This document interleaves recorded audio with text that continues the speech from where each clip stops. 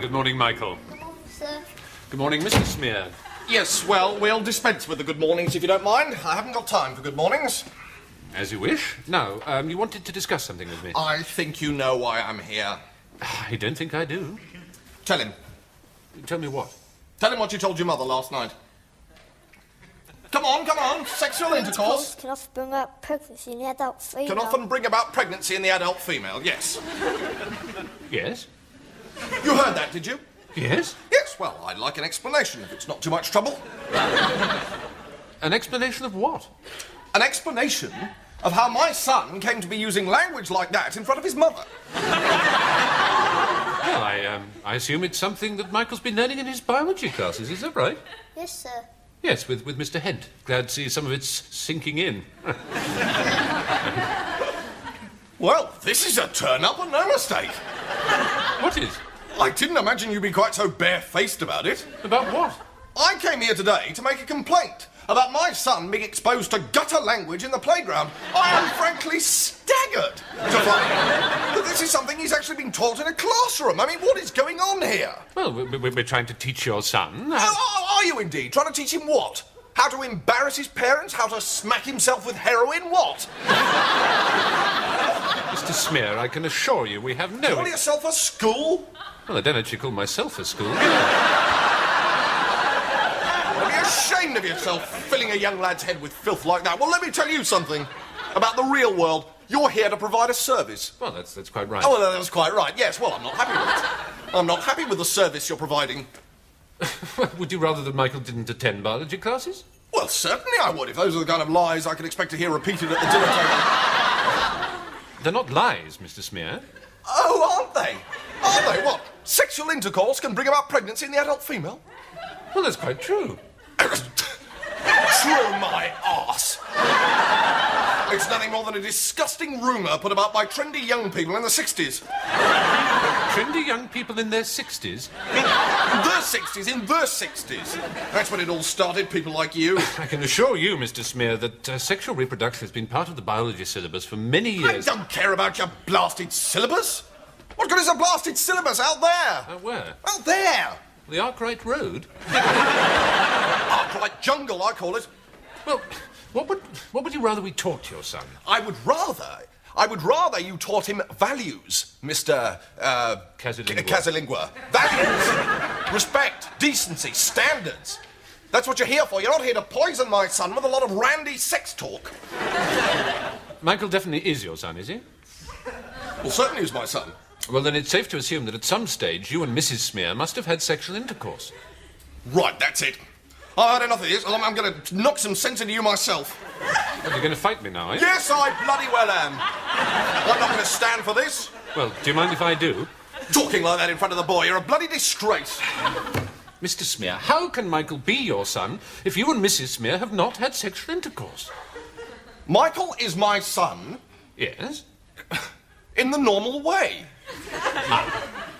And what, in your opinion, is the normal way to have a son? If you're trying to trick me into sexy talk, well, the normal way to have a son is to get married, buy a house, get properly settled in, furniture and so on, and just wait for a bit.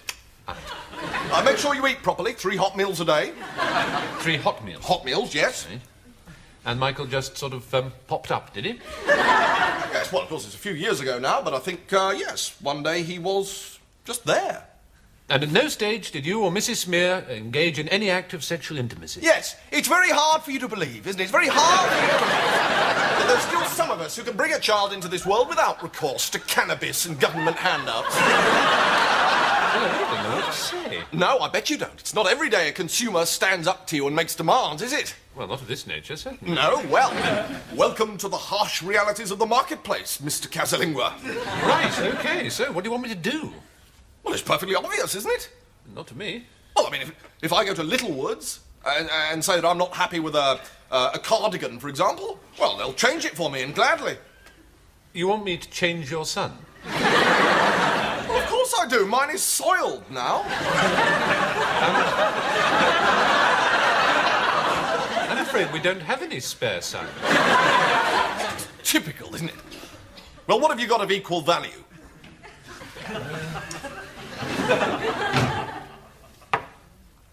Oh, we have got some locusts in the biology lab. Locusts? Do I have your assurance that these locusts will not embarrass Mrs. Smear at table with foul language? I think I can go that far. How many of them are there? Well, there are 2 at the moment. What do you mean at the moment? They're married, you see, and they've bought their own cage and some furniture and have settled down and are having 3 meals a day. Hot meals? Warmish. So Mrs. Smear might one day become a grandmother. It's a distinct possibility. She'd like that.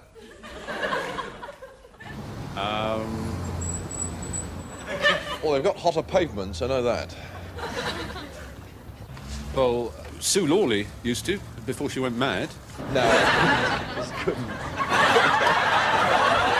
Or am I thinking of bus lanes? Underneath the bellied skies, where dust and rain find space to fall and lie and change again, without a care or mind at all for art and life and things above. In that there, look, just there, no right, left, up, down, past or future, we have but ourselves to fear. Hugh, you chose that poem. For God's sake, why? I chose it for a number of reasons, Stephen. Chief amongst them being? Well, can I perhaps turn that question round and say, because it was short? The poem? Yes. And that's important. Well, yes, it seems to me, with the pace of modern life being what it is, most people just haven't got time to spend on long poems, and therefore this is something that would ideally suit the short-haul commuter or the busy housewife, and leave plenty of time over for other sporting and leisure activities. Well, that represents quite a boon. Oh, an enormous boon. Well, we're always on the lookout for enormous boons. Is it perfectly safe? Oh, it's absolutely safe, yes. This is a poem you could leave around the house in absolute confidence. Mm-hmm. Presumably, though, there must be shorter poems than that. Oh, good heavens, yes. Good heavens, yes. Good heavens, yes. Oh. There's a poem by Richard Maddox called Institutions, which I can read for you if you like. Please. Right. Le. That is short. It's very short, yes. Too short, perhaps? Possibly. Nonetheless, it might suit, say, the very busy senior executive who's only got a few moments to snatch between meetings and so on. Well, that, of course, is the market that Maddox was aiming for. Right. Yeah. Now, round about this time, a lot of people are starting to think about going on summer holidays. Do you have any advice as to the kind of poems that might be suitable, say, for a family about to embark on a budget bargain break weekend fortnight getaway day now? Well, yeah, can I first of all issue a warning to any family planning to take poetry on holiday with them? And that warning is? Be careful. Well, that sounds like it. Check with your travel agent to see if there are any specific customs regulations regarding poetry, and if you're travelling outside the EEC, wrap up warm. Right. Do you have any particular advice on how to carry poetry abroad? Ah, yes. Now, I would say it's definitely worth investing in a proper travelling poetry bag. A travelling poetry bag? A travelling poetry bag, yes. You can get one of these at most big high street travelling poetry bag shops. Right. Now, I believe you've got one more poem that you're going to read to us before you go away from here. That's right. This is called The Rest of My Life, and it's by T.P. Mitchell. The T.P. Mitchell? No, T.P. Mitchell. This is quite solid, but not without being too heavy. I think it's quite stylish. It's quite reader-friendly. All right. So that might suit, say, a young couple just about to start out in the catering business in the North Wales area. Forward and back, said the old man in the dance as he whittled away at his stick. Long gone, without a glance, to the entrance made of brick. Thank you. That's all right. I don't think anyone here can fail to be alarmed by what's happening to our young people. I'm thinking here of crime, of drug addiction, of easy sex, of all the vices that can destroy a young person's life. And I believe we must look to the schools to tackle this problem. Schools must help youngsters to develop a sense of decent, civilized behavior. Because everyone must surely agree that decent, civilized behavior is every bit as important as being able to subtract or take away. Basically, the plain and simple purpose of education must be to teach children, young people, not, I repeat, not, to break into my car. There will be other aspects to education, I'm sure, but the most fundamental principle of decent, civilized behavior is don't break into my car. Of course, I am concerned that young people shouldn't break into other people's cars too. But I think that's more of an ethical question and not really the province of government. The most important thing is that they don't break into my car. And of course, we must look to the courts to sanction this principle. Community service, such a favourite with magistrates in recent years, shouldn't be a matter of simply scrubbing graffiti off a few lavatory walls. Young offenders must expect a short, sharp lesson in replacing the near side window of my car. Because leaving my bloody car alone is what this government means by decent, civilized behaviour. Thank you. Well, it only takes about 10 minutes, apparently, and when you come out, you look exactly like Keith Harris. You don't feather up so easily. It's very hard to undo it, though, so you have to be absolutely sure. So, you'd like to join the SAS? Not really. Not really. Well, yes, all right. That's better. So, height? 9'6". Weight? 3 tons. Well, bit over. That's better. Bit over 3 tons. It's well to be accurate on these matters. Saves complications later on. All right. Do you have any particular disabilities? I've got no sense of taste. What in? Films? Music? No food. I can't taste food. Oh dear, that might be a bit of a problem. Might that be a bit of a problem? I've just said it might be a bit of All a right. problem. Never mind. Pressing on. Special skills of any kind? I look good in black. Excellent. How old are you? 10 and a half. Shoe size? 28. Any particular quirks? Yes, I keep muddling up my shoe size and my height. I mean, my height and my shoe size. Oh, there, I've done it again. All right. Are you good at small talk? What, weather and traffic? That sort of thing. Yeah, I can hold my end up. Splendid, splendid. How much do you know about the SAS? Well, not much, really. Not really, right. Well, the SAS was originally founded to be a crack secret, elite secret and crack assault force to work behind enemy lines during World War II. Right. Now, our role has changed substantially since that time. Now we are here primarily to act as a masturbatory aid for various backbench MPs.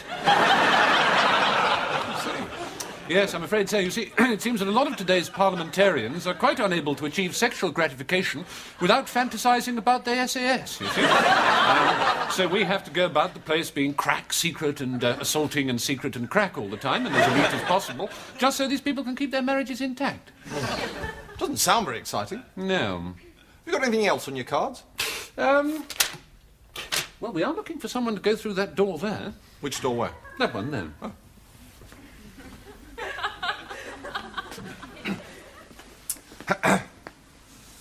Yes? Hello, yes, I've just been looking for a particular book in the sports section, and it doesn't seem to be there. It's by Ted Cunterblast, and I think it's called The West Indies, A Nation of Cricketers. That'll be in the sports section. Yes, I've just tried that, and it doesn't seem to be there. Who's it by? Ted Cunterblast. The West Indies, a nation of cricketers. That's the one. It's by Ted Cunterblast. Yes, yeah, I know that, but have you got it? Well, apparently. Oh, good. Thanks very much. There are some bits missing. Have you read the book before? No? Then how do you know there are bits missing? Is there a problem, Sam? Yes, this book is incomplete. I think not, Sam. I beg your pardon? What you have in your hands is a copy of The West Indians, A Nation of Cricketers by Ted Canterblast, precisely as it was delivered to us, sir. Well, that's what I said. I told him that. No, wait a minute. Look at this. Look at this. The West Indies aren't much good at cricket. That's what it says. That's the whole book. Did you enjoy it, sir? No, I did not. This book is supposed to contain an account of the last 5 Test series against England. All it says is the West Indies aren't much good at cricket. I envy you, sir. I can never read a book twice. Makes me giddy. Well, where's the rest of it? The rest of what, sir? Of this book? Apart from anything else, it isn't true. Oh, ha, ha, not true. Isn't it, sir? No, we haven't won a Test series against the West Indies for 14 years. Now, there I'm afraid I must take issue with you, Oh, sir. go on, Mr. Tweed. Take issue with him. England has not lost a game of cricket since the war. I beg your pardon? Even I know that. We do have copies of Wisden, if you'd like to check. Yes, all right, let's see them. Come on. Mrs. Pert?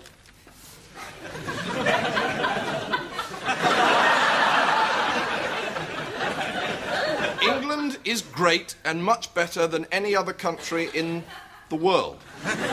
You see? This is ridiculous. Oh, it's ridiculous, is it? It doesn't agree with his pet theories, so it's ridiculous. Thank you, Mrs. Pert. Sir, I am a librarian, but I am also an Englishman. To be blunt, I am an Englishman who merely happens to be a librarian. If, God forbid, the day should come when I would have to choose between being a librarian and being an Englishman... Yes, I think I get the idea, yeah. Good, because may I say that I find your continued efforts to drag down and smear this country of ours to be frankly disgusting. I'm not trying to smear and drag down anybody. I suppose you'd rather read books about England losing at cricket than winning, wouldn't you? Well, yes, if it's true. Then I feel sorry for you. He's a knocker, that's what he is. I agree with you, Mrs. Pert. Oh, it's very easy to knock, isn't it, you with your snide university ways? Snide University? Or wherever it is you went.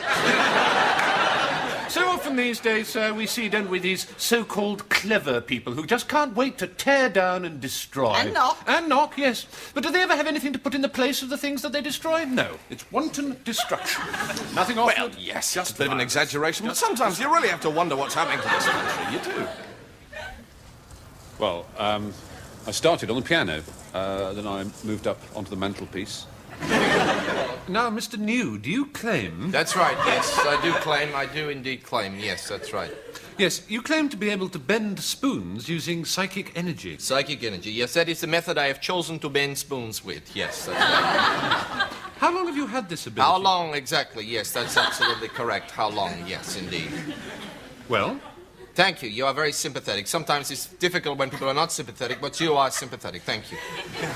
Yes, can you do other things with spoons apart from bend them? I can do anything with a spoon. Really? Yes. You give me a spoon and I will give you the whole world. Well, that's an impressive claim, certainly. Thank you. Thank you. No, thank you. Right. Well, we have a selection of spoons here. I wonder if you'd care to give us a demonstration. I'm not a freak, you know. Yes, I realise Now, that. some people think that I'm some kind of circus freak. I'm not a freak. No, I'm sure no one here. Freak! They sometimes shout at me when I'm walking down the street, but you know, I'm no freak. Well, that must be rather distressing. Yes, it is. Thank you. You are very sympathetic. Yes, thank you. Right. Would you care to have a go then? Yes, I will bend a spoon now. Yes, I will. Yes. Right. Yes. Well, ladies and gentlemen, Mr. Nude is now going to bend this spoon using psychic energy. Yes, now is when I'm going to bend. I'm going to bend the spoon now. Right. Right. Go ahead.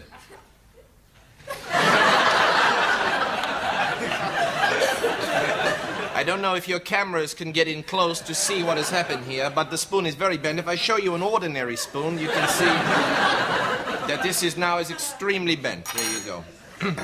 Well, the spoon is certainly bent. Of course it is. Of course it is bent. I bent it, so of course it is bent. Yes, that much is clear and beyond argument. No, forgive me. I am very tired now. It is very tiring for me to bend spoons, and I have bent too many spoons today. How many spoons I've bent 4 spoons today. It's too many, you know. I'm not a circus freak. I'm a human being. Yes. Forgive me, Mr. Nude. No, of course. Yes, thank you. No, thank you. But from where I was sitting, it did rather look as if you bent that spoon with your hands. What are you saying? Well, simply that What is this? it's a bent spoon. A bent spoon, yes, so there. Yeah, but the question is, how did it become bent? You know, I'm not so sure that I like you as much now. I think maybe you're not so sympathetic after all. Maybe. Are you sure it isn't fraud that people shout at you in the street? Now, hey, look, mister, it is you who make the claims. You know, I bend spoons with psychic energy. I never claimed to be able to bend them with my hands. That is your claim. Well, you certainly did bend it with your hands. Yeah, well, yes, maybe the psychic energy does flow through my hands, yes. But the fact is that the spoon is bent. Well, I can bend spoons with my hands. I never claimed that my powers were unique. Always I stress that anybody can bend a spoon. And my book is not expensive, by the way. There. You see? You know, it just amazes me that I ever thought that you were sympathetic, you know? Because I now know that you're not sympathetic at all. And do you know what I have in here? Now, the beginnings of a hatred for you. Yes? Well, next week we shall be examining the claims If of viewers the in gentleman the who believes Matlock that in and previous Buxton areas of existence Derbyshire he would like was to check their the cutlery doors, they will find a bent spoon and an unused Weetabix special offer cook-off. Also, I can reveal that viewers in the town of Datchet over the age of 14 have a slight itch on the right side, which they are scratching as I speak. Good night. Papa. I haven't done this for ages. This is... I wouldn't suck it. Ladies and gentlemen, we weren't going to be doing a sketch for you at this point. but we're not now. Yes, we're not going to be doing it now.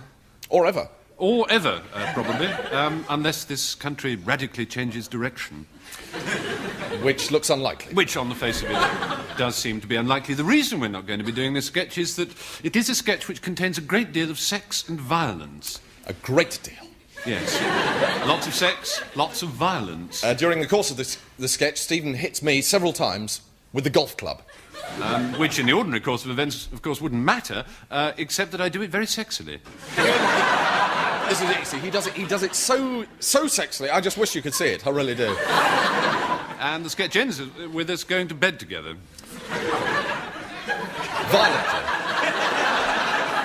Very, very violently. Now, this raises problems. Not for me. No.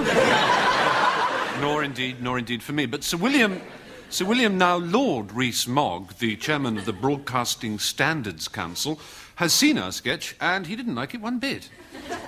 Well, he liked it one bit. He liked it one bit, but he didn't like it lots of other bits. Now, we wouldn't want you to run off to Cornwall with the idea that Sir William's remit with the Broadcasting Standards Council is so sweeping as to be a kind of government thought police. No. The concern, as always, is primarily for standards. Standards. For the sake of our children. And so, in a generous spirit of give and take, Sir William has taken our sketch. And we have given it to him. And he's written another one for us to do instead, which is completely free of any gratuitous sex and violence. And shows due and proper regard for decency and standards. Promoting family values and protecting our children. Sir William has called his sketch, quite simply, Bitch Mother, Come Light My Bottom. And we're going to do it for you now. So, Bitch Mother, Come Light My Bottom by Sir William, now Lord Rees-Mogg.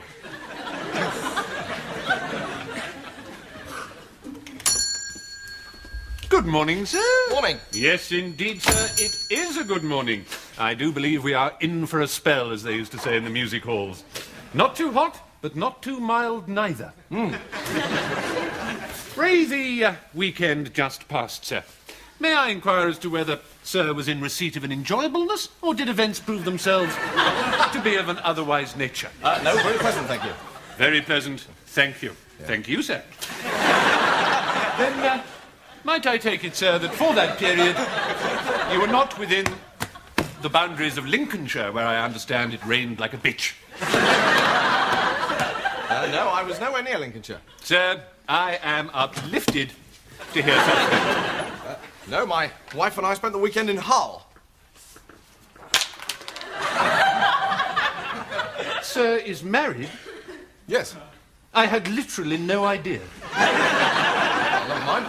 Sir, my remissness in failing to felicitate Sir upon the joyousness in good tidings is something I fear I shall have to live with for the rest of my life. Now, to business. Being one of the shrewdest sirs who has ever swum into my purview, may I take it that Sir is keen to exploit the financial and social advantages inherent in having a haircut? A haircut, that's right, yes. Of course, a haircut is a hair enhanced, if Sir will entirely fail to slash my throatlet for being so old. Now, sir, the hair in question is? What? The hair currently under advisement belongs to? What do you mean? What do I mean? Yes. Sir, I sneaked myself towards the suspicion that Sir has cast me as the mouse in his ever-popular cat drama. It's my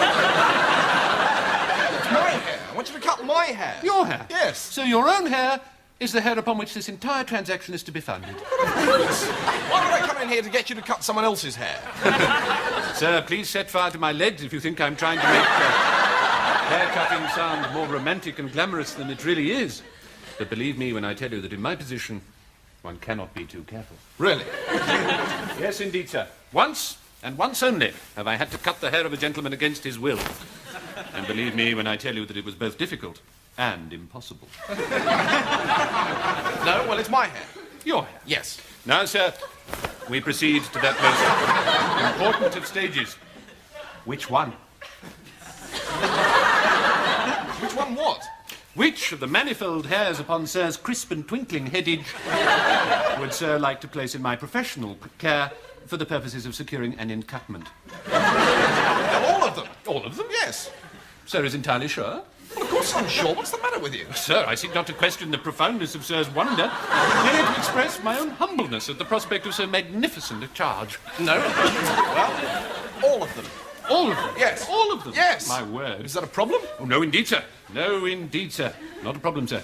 So far from being a problem, sir, as you would not believe. I merely hope that Sir can take time off from what I know is a very hectic schedule to appreciate that for me to cut all the hairs on Sir's head represents the snow-capped summit of a barber's career. Well, you've done it before, haven't you? Oh, yes, indeed, sir. Yes, I once cut all the hairs on a gentleman's head in Cairo shortly after the war, when the world was in uproar and to a young man everything seemed possible. What? It would be bootless to deny that I was a younger and better-looking barber then, but let's hope that the magic has not entirely disappeared up its own rabbit hole. We shall see. We shall see. Wait a minute. Wait, one cotton-picking minute here. You've cut someone's hair, all of it, that is, once since the war. Sir would prefer it if in the sphere of total haircutation I was to him a virgin? Yes, that I can respect. What? The desire that we should both of us embark upon this journey together as innocents, as wide-eyed travellers to a distant land, unknowing of our fate, careless of our destination, to emerge someday, somewhere, bruised, sad, a little wiser perhaps, but ultimately and joyously alive. Goodbye. Sir is leaving. Yep. May he favour me with an explanation as to the whiness? Of course. I don't believe you've got the faintest idea how you're going to end this. Sir could not be more wrong if he tried. Oh, really? Yes. Well, go on then. No, you see, you're completely stuck. No. I can convincingly end this sketch in 45 seconds. 45 seconds. 45 seconds. All right, then off you go. If Sir would care to resume the seatedness of his posture. Okay. May I assume that, Sir, it's close to the level of maximum comfort? 40 seconds. Very good. I shall just go and fetch the necessary tools. Oh, it's going to be a chainsaw or...